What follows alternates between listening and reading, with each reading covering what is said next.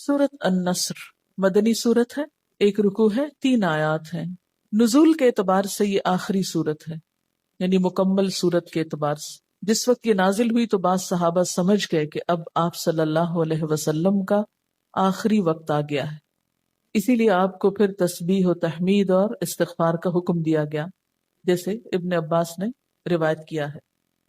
اذا جاء نصر اللہ والفتح، جب اللہ کی مدد آ گئی اور فتح نصیب ہو گئی۔ اللہ کی مدد کا کیا مطلب ہے؟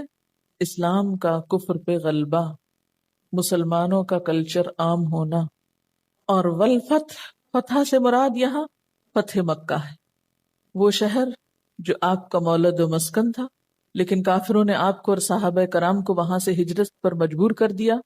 چنانچہ 8 ہجری میں جب مکہ فتح ہو گیا تو لوگ جوق در جوق مسلمان ہونے لگے، فوج در فوج مسلمان ہونے لگے۔ اس سے قبل 1 2 لوگ مسلمان ہوا کرتے تھے، گروپس میں لوگ مسلمان نہیں ہوئے تھے۔ فتح مکہ سے لوگوں پہ یہ بات واضح ہو گئی کہ آپ اللہ کے سچے پیغمبر ہیں اور دین اسلام سچا دین ہے جس کے بغیر اب نجات ممکن نہیں، نہ دنیا میں نہ آخرت میں۔ اس لیے اذا جاء نصر اللہ والفتح، جب اللہ کی مدد آ گئی اور فتح نصیب ہو گئی، جس کا ذکر پیچھے کیا گیا تھا، وَأُخْرَى تُحِبُّونَهَا نَصْرٌ مِّنَ اللَّهِ وَفَتْحٌ قَرِيبٌ، جس فتح قریب کا وعدہ کیا گیا تھا وہ فتح مبین، فتح مکہ کی شکل میں نصیب ہو گئی۔ وَرَأَيْتَ النَّاسَ يَدْخُلُونَ فِي دِينِ اللَّهِ أَفْوَاجًا، اور تم نے دیکھا لوگوں کو کہ اللہ کے دین میں فوج در فوج داخل ہونے لگے، یعنی بہت بڑی تعداد لوگوں کی مسلمان ہو گئی۔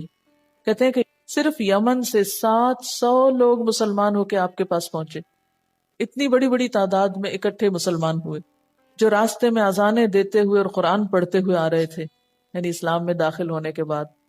تو ایسی نعمت جب نصیب ہو، فسبح بحمد ربک، تو تسبیح کرو اپنے رب کی حمد کے ساتھ، یعنی اب فریضہ رسالت دین ادا ہو گیا، جو ذمہ داری تھی پوری ہو گئی، لہٰذا اب اللہ کی تعریف اور پاکی بیان کی جائے، واستغفر، اور خوب استغفار کی جائے، انہ کان توابا، بے شک وہ توبہ قبول کرنے والا ہے۔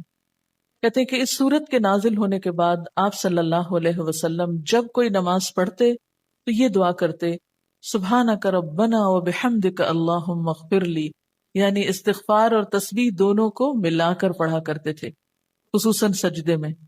یہ سجدے کی دعا بھی ہے نا، اور اس کے علاوہ اٹھتے بیٹھتے آتے جاتے یہ دعا پڑھتے تھے، سبحان اللہ وبحمدہ استغفر اللہ واتوب الیہ۔